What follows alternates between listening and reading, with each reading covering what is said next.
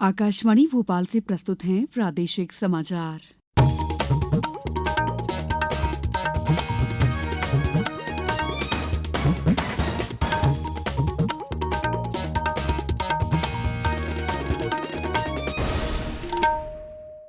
नमस्कार, समाचारों के साथ मैं दीपा सिंह। सबसे पहले मुख्य समाचार। प्रदेश सरकार धान खरीदी पर भी देगी बोनस, मुख्यमंत्री ने की घोषणा। देवास में कल अखिल भारतीय उद्यमी सम्मेलन का आयोजन, 3,000 से अधिक उद्यमी होंगे शामिल। प्रदेश में पिछले साल से 22% अधिक हुई बारिश, 54 बांधों में आया पर्याप्त पानी। और पेरिस ओलंपिक में आज नीरज चोपड़ा उतरेंगे मैदान में। हॉकी के सेमीफाइनल में जर्मनी से होगा मुकाबला। अब समाचार विस्तार से। प्रदेश सरकार अब गेहूं की तरह धान खरीदी पर भी बोनस देगी। मुख्यमंत्री डॉ यादव ने कल बालाघाट के जैविक कृषि मंडी में आयोजित लाडली बहनों के लिए समर्पित आभार सह उपहार कार्यक्रम में ये घोषणा की। मुख्यमंत्री ने कहा कि बालाघाट के चिन्नौर चावल को जीआई टैगिंग का दर्जा प्राप्त हुआ है। उन्होंने कहा कि पशुपालकों की आर्थिक स्थिति और उनकी आमदनी को बेहतर बनाने के लिए बोनस दिया जाएगा। तेंदुपत्ता संग्राहकों को प्रोत्साहन देने के लिए उन्हें मिलने वाली प्रति बोरा की राशि भी बढ़ाई जाएगी। पीएम जनधन योजना में विशेष पिछड़ी जनजातियों के आर्थिक और सामाजिक उत्थान के लिए लगभग 7,300 करोड़ रुपए की राशि का प्रावधान बजट में किया गया है। जनजातीय समुदाय की बैगा बसाहटों में 19 सड़कों के निर्माण कार्य भी प्रारंभ किए जाएंगे। साथ ही जल जीवन मिशन के अंतर्गत नल जल योजना का भी लाभ दिलाया जाएगा। उन्होंने बताया कि सिवनी में शीघ्र ही नए मेडिकल कॉलेज का उद्घाटन करेंगे। उन्होंने कहा कि प्रदेश में 12 मेडिकल कॉलेज पीपीपी मॉडल के अंतर्गत प्रारंभ किए जाएंगे। इसके अलावा सिवनी से बालाघाट सड़क मार्ग को 4 लेन बनाने के लिए सर्वे कार्य भी कराया जाएगा। बहुत जल्दी सिवनी के अंदर 300 करोड़ की लागत से इसी लोकसभा में नए मेडिकल कॉलेज का उद्घाटन होने वाला। जोरदार अभिनंदन करो अपने यशस्वी प्रधानमंत्री को लेकर के। इसी साल 3 नए मेडिकल कॉलेज हमको मिलने वाले हैं और अगले साल तक सब मिलाकर के 25 मेडिकल कॉलेज मध्य प्रदेश में हो जाएंगे और उसके बाद इसी साल 12 मेडिकल कॉलेज पीपीपी मॉडल पे अर्थात 37 मेडिकल कॉलेज इस मध्य प्रदेश में सरकार के चलाए जाएंगे। 6 प्राइवेट मेडिकल कॉलेज अलग, अगर उनको जोड़ लो तो 43 मेडिकल कॉलेज हो जाएंगे। एमएसएमई विभाग के सहयोग से लघु उद्योग भारती मध्य प्रदेश द्वारा देवास में कल अखिल भारतीय उद्यमी सम्मेलन आयोजित किया जाएगा। सम्मेलन का शुभारंभ मुख्यमंत्री डॉ मोहन यादव करेंगे। सम्मेलन में केंद्र सरकार के एमएसएमई विभाग के सहयोग से महिलाओं और युवाओं पर केंद्रित 3 दिवसीय स्वयं सिद्धा इंडिया इंडस्ट्रियल फेयर 2024 भी आयोजित किया गया है। आयोजन का उद्देश्य प्रदेश में औद्योगिक गतिविधियों को बढ़ावा देना है। इस समागम में 3,000 से अधिक उद्यमी भाग ले रहे हैं, जिसमें लगभग 300 से ज्यादा अन्य प्रदेशों के हैं। सम्मेलन में 100 से ज्यादा स्टॉल लगाए जाएंगे।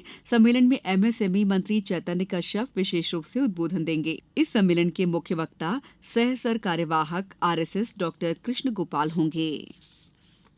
विश्व स्तनपान सप्ताह के अवसर पर प्रदेश में कई कार्यक्रमों का आयोजन किया जा रहा है। महिला एवं बाल विकास मंत्री निर्मला भूरिया ने कहा है कि मां और बच्चे के स्वास्थ्य के लिए स्तनपान अत्यंत आवश्यक है। हर साल 1 से 7 अगस्त तक विश्व स्तनपान सप्ताह का उद्देश्य स्तनपान से होने वाले बड़े लाभों को उजागर करना है, जो शिशुओं के स्वास्थ्य और कल्याण के लिए लाभदायक हो सकते हैं। सुश्री भूरिया विश्व स्तनपान सप्ताह पर झाबुआ के जिला अस्पताल में माताओं से बात कर स्तनपान के महत्व के बारे में उन्होंने समझाइश दी। उन्होंने कहा कि स्तनपान सप्ताह का उद्देश्य मां और बच्चे के स्वास्थ्य के साथ साथ शिशु कल्याण के लिए होने वाले लाभों के बारे में जागरूकता बढ़ाना है। इस साल का विषय अंतर को पाटना, सभी के लिए स्तनपान समर्थन है।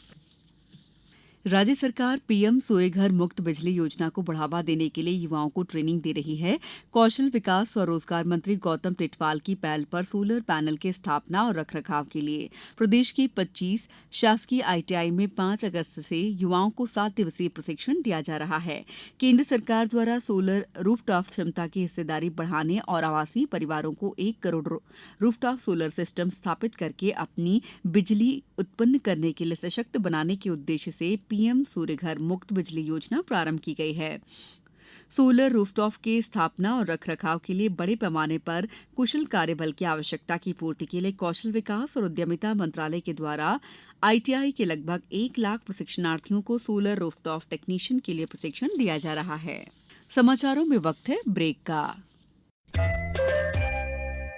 ये समाचार आप आकाशवाणी मध्य प्रदेश से सुन रहे हैं। हमारे समाचारों को अब आप कभी भी और कहीं भी अपनी सुविधा के अनुसार सुन सकते हैं। ये समाचार बुलेटिन यूट्यूब, एक्स प्लेटफॉर्म और फेसबुक पर AIR न्यूज भोपाल पेज पर सुने जा सकते हैं। इसके अलावा आप हमारी वेबसाइट newsonair.gov.in पर अथवा न्यूज ऑन AIR ऐप पर भी समाचार सुन सकते हैं। ब्रेक के बाद समाचारों में आपका एक बार फिर स्वागत है। जल संसाधन मंत्री तुलसीराम सिलावट ने निर्देश दिए हैं कि प्रदेश के विभिन्न लघु, मध्यम और बड़े जलाशयों की प्रतिदिन जल भराव की सतत निगरानी, जल स्तर और जल भराव क्षमता प्रतिदिन विभागीय वेबसाइट में दर्ज की जाए। जल संसाधन मंत्री श्री सिलावट द्वारा कोलार रोड भोपाल स्थित विभागीय राज्य स्तरीय बाढ़ नियंत्रण प्रकोष्ठ का निरीक्षण करने के दौरान ये निर्देश दिए गए। उन्होंने वर्तमान मानसून सीजन में विभागांतर्गत निर्मित बांधों में जल भराव और इनसे संबंधित गेटों के ऑपरेशन से संबंधित जानकारी विभागीय अधिकारियों से ली गई। वर्तमान मानसून सीजन में अभी तक 621 mm वर्षा दर्ज की जा चुकी है, जो कि गत वर्ष से 22% अधिक है। पूर्वी मध्य प्रदेश में लगभग 19% अधिक और पश्चिमी मध्य प्रदेश में लगभग 26% अधिक वर्षा दर्ज की गई है। 54 अति महत्वपूर्ण श्रेणी के बांधों की समीक्षा में पाया गया है कि लगभग सभी बांध 75% तक भर चुके हैं। मुख्यमंत्री डॉ मोहन यादव ने प्रदेश में अतिवृष्टि से उत्पन्न हालातों का जायजा लेने के लिए कल जबलपुर से सिवनी होते हुए बालाघाट तक सड़क मार्ग से भ्रमण किया। उन्होंने वर्षा प्रभावित क्षेत्रों का निरीक्षण किया।